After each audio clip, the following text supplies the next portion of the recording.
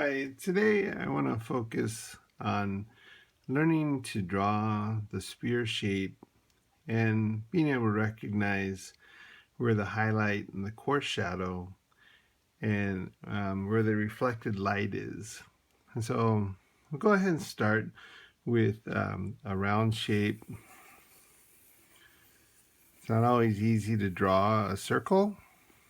Sometimes I'll keep tracking around until I decide that it's an okay shape to work with. So it's not a perfect circle.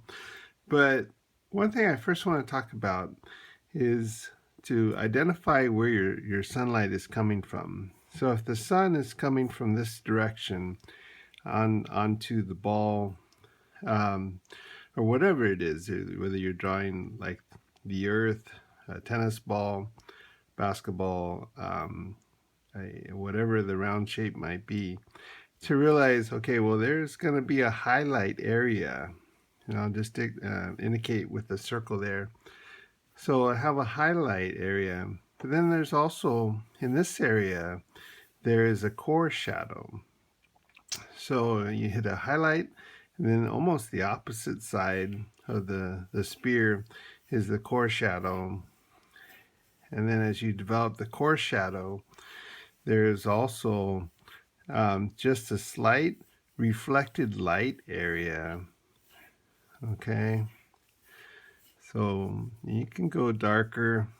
Notice how for a shading technique, I have it underhand. You know, writing is normally where it's like you're writing with a pencil or a pen. And then for shading, sometimes artists will switch it to underhand and they'll do a shading technique that way. So what does it do? It uses more the broad side of the pencil instead of the point of the pencil. So go ahead, and it takes a little while, and I'm not going necessarily in one specific direction, but for a lot of things, when you draw and paint too, drawing or painting, you follow the shape of the object. Okay, so you can always come back with your eraser and take some carbon off that you think, well, maybe I put too much carbon there. I'll go ahead and take a little bit off. All right. Now, there are other tools that artists use.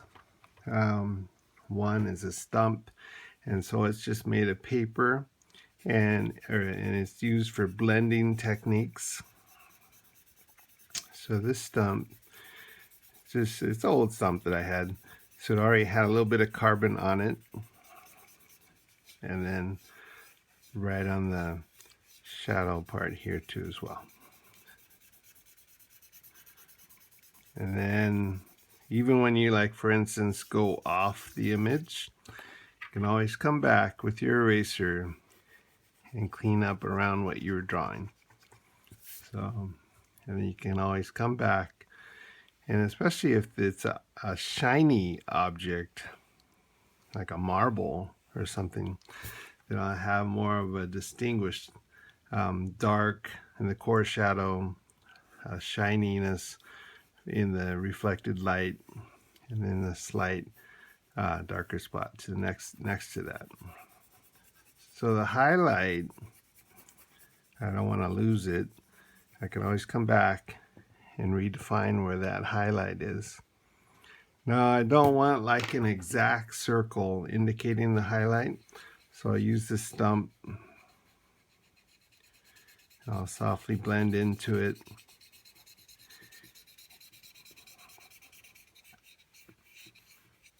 I started to lose it, the highlight, so I'll come back, bring the highlight back, and blend it back in again, just slightly. Take the edge off of it. So it seems like it's just floating at this point. You can always think about, okay, so it's sitting on a table or it's sitting on something. I want to create a shadow shape, and the shape of the shadow is also, it's not going to be straight lines, it's more curved lines. And then at the base of the sphere, you start to put the shadow. And here's where it's dark. I mean, when you have a dark shadow under an object, it seems much more solid. Seems like it's sitting on the space. I'll go all the way over here. One thing to be aware of, if it's a really strong light, then you're going to have a very distinct shadow. And it's going to be like light and then dark. Now, if you want your shadow to be a little less distinct, go back with the stump, soften it up some. You can even soften it up into the white area around it. So by softening it, it's going to seem like it's like less of a sunny day. I'm going to come back here and just clean up around the edge a little bit.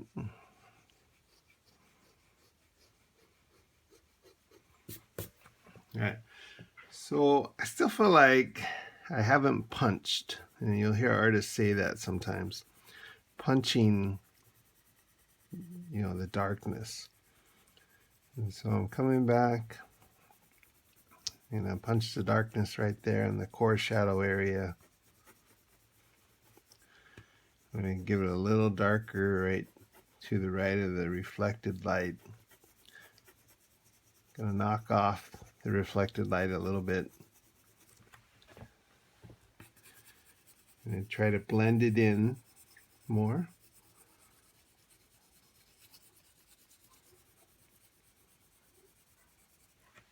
Okay, so it's starting to approach something that I like.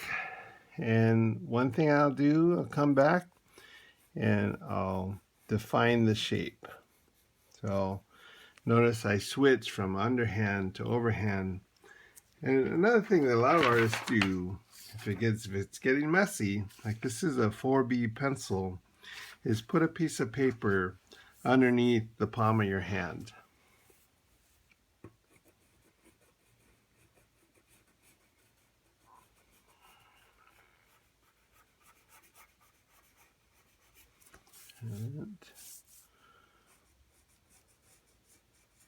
So obviously there's other ways, like you could use a compass to create an exact circle.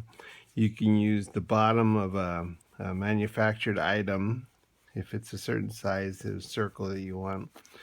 But for the sake of this demonstration, it's just all freehand. You can always come back and say like, oh, this looks like it's a little lopsided on this side. Clean it up a little bit. All right.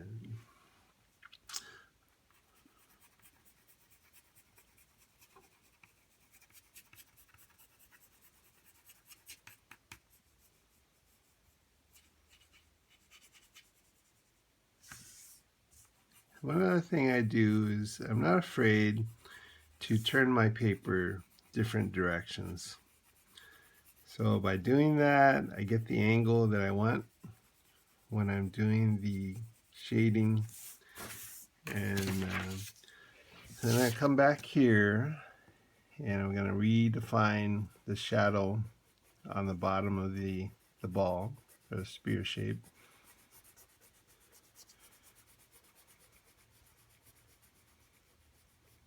I'll bring it over just a little bit.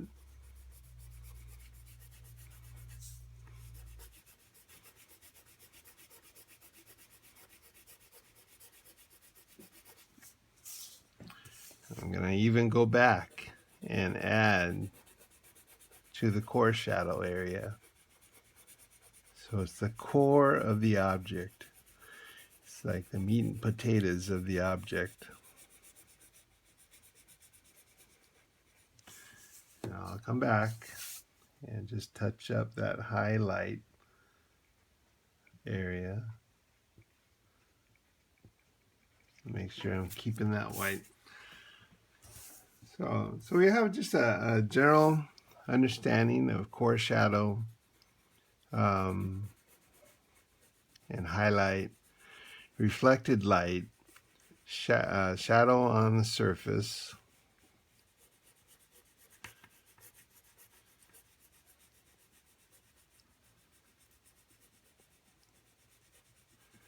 I was thinking about when you draw, where is the sunlight or where are the light sources? Sometimes you walk into a room and there'll be like 8 light sources. Sometimes there'll just be one. So to be aware of your light source, the direction that it's coming and hitting the object. I'm going to come back just to see how this looks cleaned up.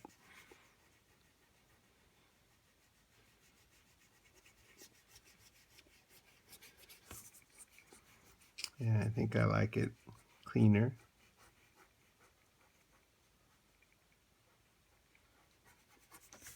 All right. So, okay. So thank you very much. Just drawing a sphere using a core shadow, identifying where the highlight is, the light source, and have fun drawing.